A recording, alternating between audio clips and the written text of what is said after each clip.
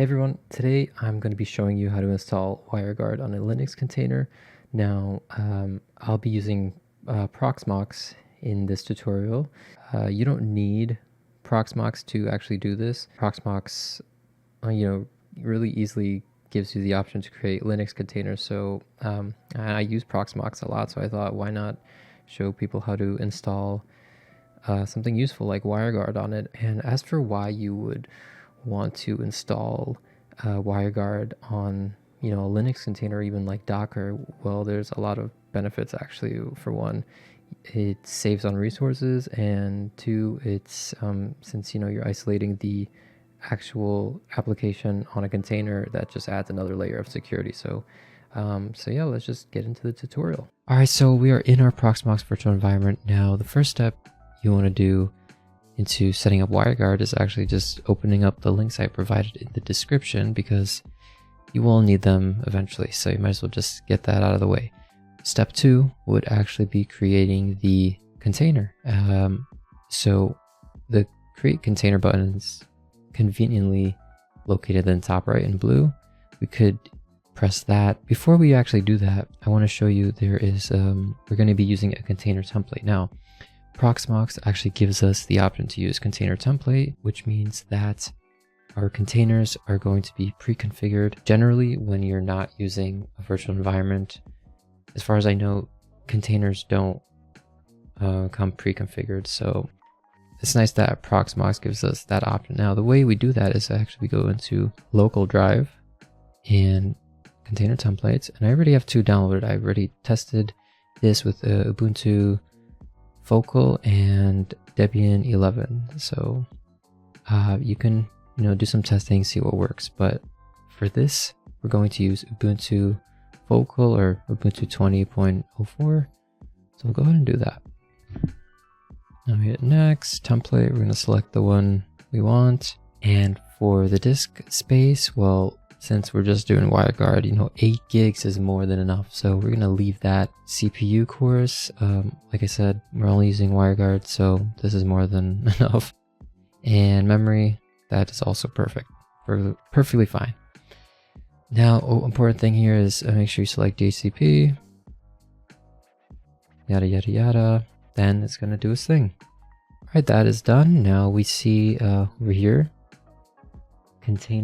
our container ID is 107, and we've got Wireguard tutorial. We don't need to boot it up just yet. Our next step is actually going into our proxmox shell, our main shell. We just have to do a few things here, so don't worry. All we're going to do is we're actually going to nano into the container we just made. We're going to nano into its config file, and I'll show you how to do that. It's very simple. This file is actually located in that directory, and the file is going to be the container ID. So mine is 107, and then you just add .conf. There you go. Next step would be to, add the 2 lines. And oh yeah, I didn't mention. So we're going to actually add 2 lines to our config file. This is where the first link comes into this tutorial. I know this says OpenVPN in a Linux container. We're obviously not using OpenVPN, we're using Wireguard, but this is helpful because it has what we need for this to work. So we're going to copy these two lines, and I'll explain in a minute what we're actually doing here. Just going to paste that, make sure there's no space back here. Now you can save this by doing Control X, hit Y, and then enter.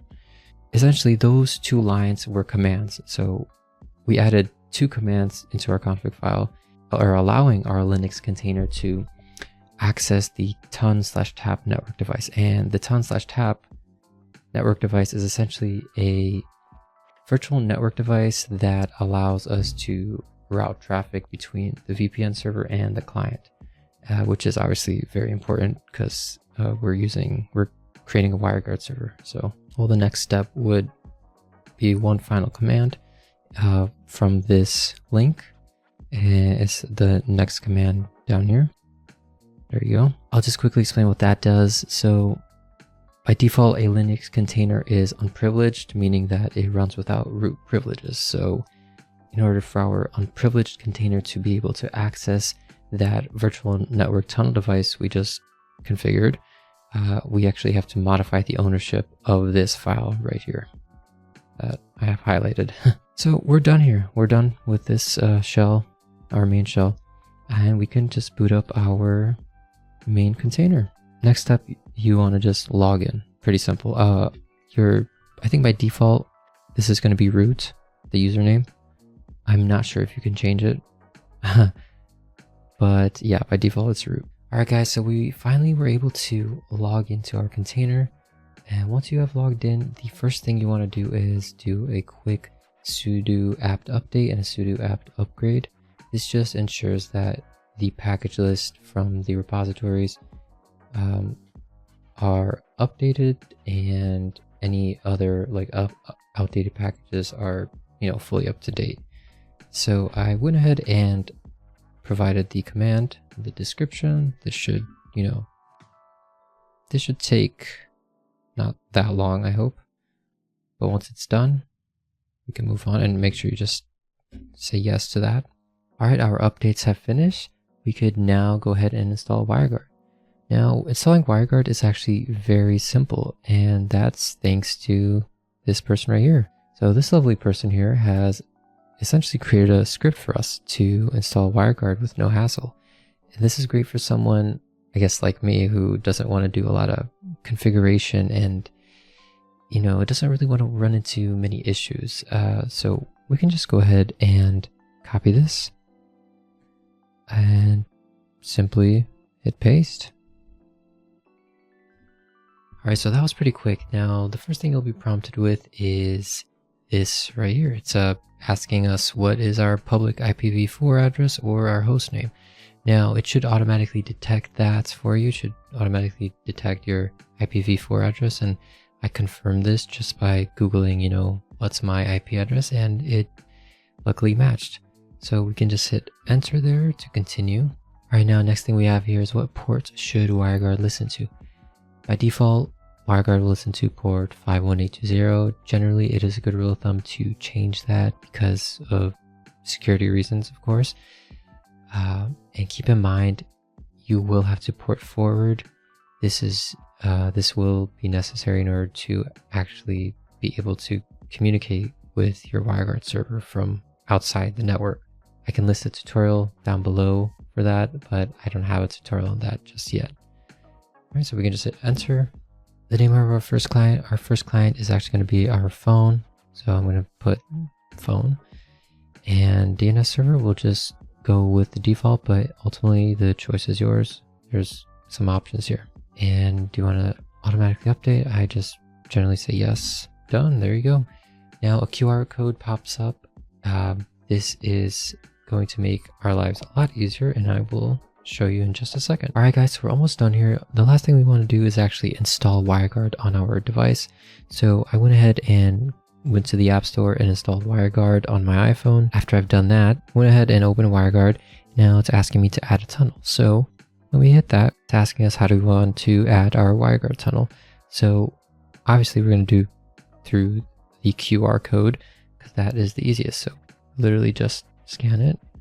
Let's name this home. All right, so now that that is done, I could go ahead and tunnel into our Wireguard server, but before I do that, I want to show you guys something. So if you look in the top right, I am actually using my phone's data. It says 5G right there. So I'm on my phone's data. I'm not using my home Wi-Fi right now, despite being at home. And there's a reason for that. So I'm actually going to go ahead and test the VPN right now to see if it's working. Because think about it. The whole point of this is to, say you're in another location, you're on a business trip, and you need to, for whatever reason, connect to your home network. You're gonna have to VPN into it, obviously. So that's the whole reason why we're doing this. So I'm gonna flip this on. Well, actually, no. Before I do that, I want to show you my current IP address. There you go. It's pretty crazy. But now, once we flip this on, once we tunnel into our WireGuard server, the magic's gonna happen. There you go. So now our phone thinks we're at my house. Well, I am at my house technically, but you get the idea. All right, we are pretty much done here, but let's say you want to add more clients because we only added our phone, of course. What if I want to add my laptop or my desktop? You might be wondering, why would I want to add my desktop, right? It's at home anyway. But if we think about it, with WireGuard, we're utilizing a encrypted tunnel. So regardless if we're home or not, there is still a use case for WireGuard. Now, in order to add another client, we're actually just going to run one more command here. All right, so this command here is going to allow us to run this file right here as an executable. And the way we do that is just by typing dot slash and then that file right there. And when we do that, you'll see we get like a menu pretty much. So we're going to just hit 1 and we're going to type PC for our name and stick to the default. And obviously it just provides us with a QR code, but we're using our PC, you know. How do we do that?